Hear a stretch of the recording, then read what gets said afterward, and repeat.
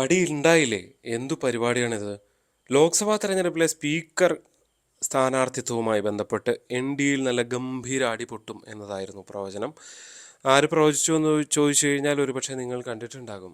നരേന്ദ്രമോദി ഒന്ന് താഴെ ഇറങ്ങി കണ്ടാൽ മതി എന്ന് ആഗ്രഹിക്കുന്ന ഒരുപാട് മാധ്യമങ്ങൾ തെരഞ്ഞെടുപ്പ് ഫലം വന്നതിന് പിന്നാലെ മുതൽ തന്നെ പറഞ്ഞതാണ്. ആദ്യ വാർത്തകൾ ക്യാബിനറ്റ് റാങ്കുകൾ പ്രധാനപ്പെട്ടത് ചോദിക്കുന്നു ചന്ദ്രബാബു നായിഡുവും ഒപ്പം തന്നെ നിതീഷ് കുമാറും ചേർന്ന് മോദിയെ ശ്വാസം മുട്ടിക്കുന്നു എന്നൊക്കെയുള്ളതായിരുന്നു.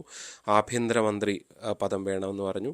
അമിത്ഷാ മന്ത്രിസഭയിലുണ്ടെങ്കിൽ തങ്ങളില്ല എന്ന് പറഞ്ഞു.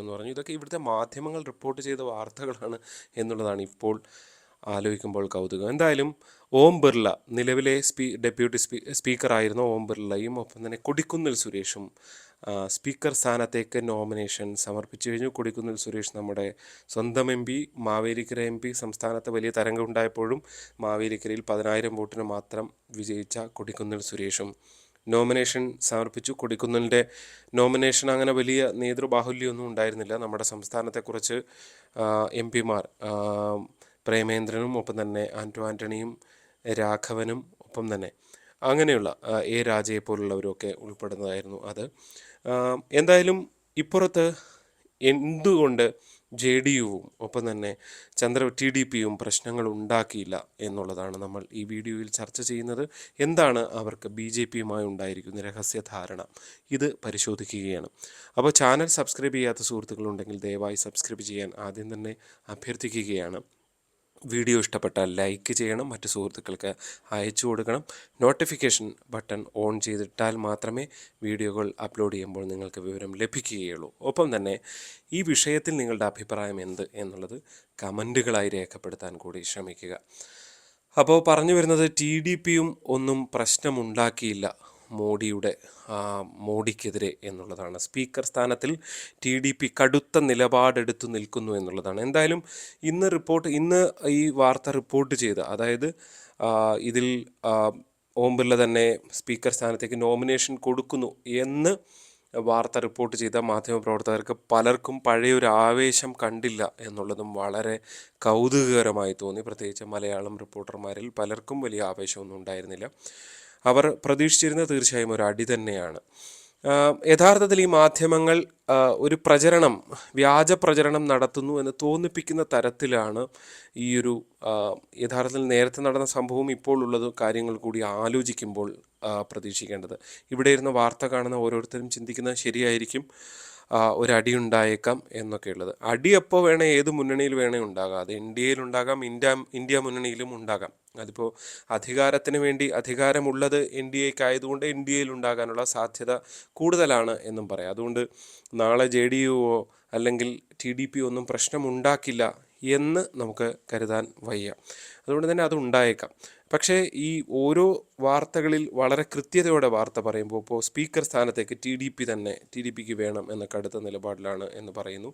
അവർ യാതൊരു അപശബ്ദവും ഉണ്ടാക്കുന്നില്ല. തൊട്ടിപ്പുറത്ത് അമിത്ഷാ ഉണ്ടെങ്കിൽ തങ്ങളില്ല എന്ന് ജെ ഡി യുവോ ടി ഡി പിയോ ഒക്കെ പറഞ്ഞു എന്ന് പറയുന്ന വാർത്തകൾ വരുന്നത്. ഇതൊക്കെ സ്പെസിഫിക് ആയിട്ടുള്ള വാർത്തകളാണ്. ഇതൊക്കെ വെറും വ്യാജമാണ് എന്ന് യഥാർത്ഥത്തിൽ തോന്നിപ്പോവുകയാണ്. ആരൊക്കെയോ സംസാരിക്കുന്ന ഊഹാപോഹങ്ങൾ ആരൊക്കെയോ വാർത്തകളാക്കി നൽകുന്നു എന്ന് വേണം ഈ ഘട്ടത്തിലെങ്കിലും ഇതിനെക്കുറിച്ച് മനസ്സിലാക്കാൻ. എന്തായാലും വളരെ അച്ചടക്കമുള്ള, ഒരുപക്ഷെ ഇത്തവണ കാത്തിരുന്ന് പ്രതീക്ഷിച്ചിരുന്നത് വലിയ അടി എൻ ഡി എയിൽ നടക്കും, പ്രധാനമന്ത്രി 5 കൊല്ലം നരേന്ദ്രമോദി തികയ്ക്കില്ല എന്നൊക്കെയുള്ളതായിരുന്നു. അത് തികയ്ക്കുമോ ഇല്ലയോ എന്നൊന്നും ഇപ്പോൾ പ്രവചിക്കാൻ കഴിയില്ല. രാഷ്ട്രീയമാണ്, എന്തും എപ്പോൾ വേണമെങ്കിൽ സംഭവിക്കാം. പക്ഷേ എൻ ഡി എക്ക് ഒരു സാധാരണ നിലയിൽ നമ്മൾ ചിന്തിക്കുന്നതിനപ്പുറത്തേക്ക് ഒരു കെട്ടുറപ്പുണ്ട് എന്ന് തന്നെ പറയേണ്ടി വരും. ഇപ്പോൾ ഒരു അലയൻസ് എന്ന നിലയിൽ ഒരു ഘടകകക്ഷികളെ ചേർത്ത് വെച്ചുകൊണ്ട് ഭരിക്കാൻ നരേന്ദ്രമോദി ഇതുവരെ ചെയ്തിട്ടില്ല. അതുകൊണ്ട് അതിനറിയില്ല അദ്ദേഹത്തിന് എന്നുള്ള ചർച്ചകളുമൊക്കെ രാഷ്ട്രീയ നിരീക്ഷകർ തുടക്കത്തിൽ തന്നെ നടത്തിയിരുന്നു.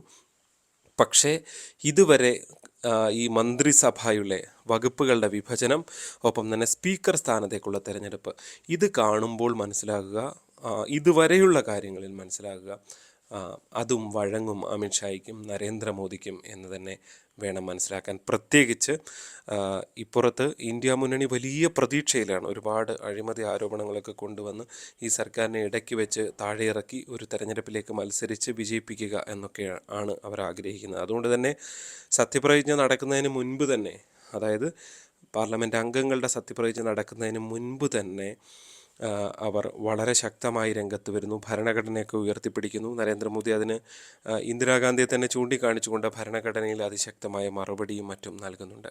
പക്ഷേ ഒരു ഓം ബിർളയും ഒക്കെ കൊണ്ടുവന്ന് വീണ്ടും ഒരു രാഷ്ട്രീയത്തിലേക്ക്, അതായത് BJP ഒന്ന് ഒതുങ്ങിപ്പോകുമ്പോൾ, അതായത് NDAയിലെ കെട്ടുറപ്പ് ചൂണ്ടിക്കാണിച്ചു പോകുമ്പോൾ അതിനപ്പുറത്തേക്ക് വലിയ സർപ്രൈസിങ് ആയിട്ടുള്ള എന്തെങ്കിലും ഒരു നീക്കം ഇന്ത്യ മുന്നണിക്ക് ഈ ആദ്യഘട്ടത്തിൽ ഈ വിഷയത്തിൽ നടത്താൻ കഴിഞ്ഞില്ല എന്നുള്ളത് ഒരു പരിധിവരെ ഇന്ത്യ മുന്നണി ആരാധകരെ സംബന്ധിച്ച് നിരാശരാക്കുന്ന ഒരു കാര്യമാണ് എന്ന് തന്നെ പറയേണ്ടി വരും. കാരണം ഇതുവരെ അവർ പ്രതീക്ഷ കൊടുത്തിരുന്നത് TDPയെ ഒക്കെ പതുക്കെ ഇന്ത്യ മുന്നണിയിലേക്ക് എത്തിക്കും എന്നുള്ളതാണ്. പക്ഷേ അത് കാണാതെ വരുമ്പോൾ അതിനനുസരിച്ചൊരു പ്രതീക്ഷയ്ക്കനുസരിച്ചുള്ളൊരു നീക്കം ഉണ്ടാകാതെ വരുന്നു. സാധാരണ മലയാളികളെ സംബന്ധിച്ച് കൊടിക്കുന്നിൽ സുരേഷാണ് മത്സരിക്കുന്നത്. അതിനപ്പുറത്തേക്ക് വേറെ സർപ്രൈസ് ഒന്നുമില്ല. കൊടിക്കുന്നിലിന് പ്രോട്ടേം സ്പീക്കർ പദവി നൽകാത്തത് കൊണ്ടുള്ളൊരു, അദ്ദേഹത്തെ ഓർമ്മിച്ചൊരു മുന്നിൽ സീനിയർ എന്നുള്ള നിലയിൽ വെക്കുന്നു എന്നുള്ളതിനപ്പുറത്തേക്ക് നോമിനേഷൻ കൊടുക്കാൻ പോലും മുതിർന്ന നേതാക്കൾ ആരും ഇല്ലാതായതോടെ അതിന് വലിയ പ്രാധാന്യമൊന്നും ഇന്ത്യ മുന്നണി തന്നെ കൊടുക്കുന്നില്ല എന്ന് വേണം ആ ചിത്രങ്ങൾ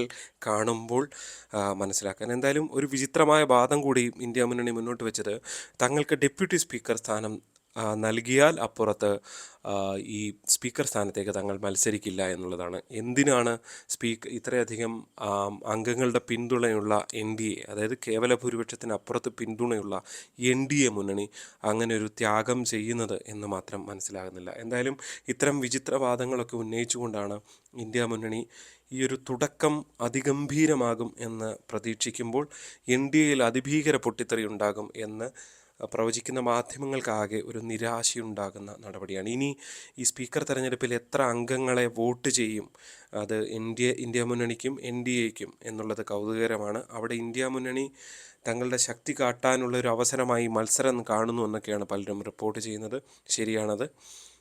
അതിനപ്പുറത്തേക്ക് NDAയ്ക്കും അവരുടെ പലരുടെയും പിന്തുണ കൂടുതലായി വന്നു എന്ന് കാണുന്നുണ്ട്. അത് ഒരുപക്ഷെ 300 കടക്കുമോ NDAയുടെ അംഗബലം എന്നുള്ള കൗതുകകരമായ രാഷ്ട്രീയവും അവിടെ നിൽക്കുകയാണ്. എന്തായാലും ഇതൊന്നുമല്ല, ഇത് തുടക്കത്തിലെ കാര്യങ്ങൾ നമ്മൾ വിശകലനം ചെയ്തൊന്ന് പറയുന്നു എന്ന് മാത്രം.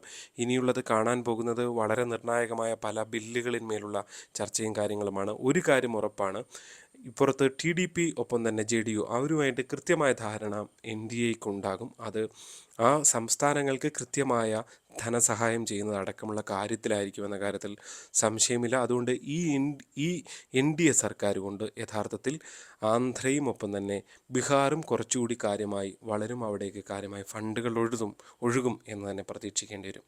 അപ്പോൾ മറ്റൊരു വീഡിയോയുമായി വീണ്ടും കാണാം. നന്ദി.